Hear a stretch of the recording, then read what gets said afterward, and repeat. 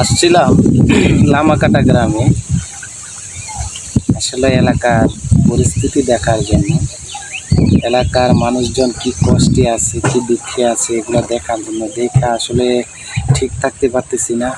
অনেক ঘরের রান্নাবান্না বন্ধ, তাদের চুলা পানির মধ্যে ডুবে আছে, রান্নাবান্না করতে পারতেছে না।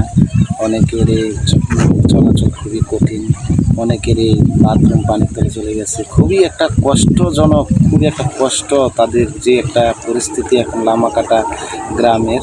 তো আজকে লামাকাটা গ্রামটা ঘুরে দেখলাম, বলার মতো কিছু পাচ্ছি না খুঁজে, কারণ এই অবস্থা হলে কিভাবে কি হবে একমাত্র আল্লাহ জানে।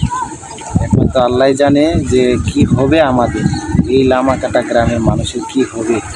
এই লামাকাটা গ্রামে যদি এই অবস্থা হয়ে থাকে, তাহলে যে বাতি অঞ্চলের যে মানুষগুলো আছে, বাতি অঞ্চলে যারা আছে, যেমন আপনার ওই মন্দিয়াতা, শ্রীপুর, সোনাপুর, কামনাপাড়া, রতনপুর, দিনাজপুর, ওই সাইডের মানুষের কি অবস্থা হতে পারে একবার চিন্তা করে দেখেন। আমরা তো পাহাড়ের সাইডে, পাহাড়ে একদম আমরা বলে থাকি মূলত যে আমরা আমাদের এখানে লেগে টান জায়গায় আছি, বা উজান জায়গা, যেটা মানে উজান বলি আমরা, যে আমরা উজানে আছি, আমাদের এখানে পানি কমই হয়। কিন্তু এবছর যে অবস্থা আমাদেরই, তাদের কি অবস্থা হবে একমাত্র আল্লাহ জানে।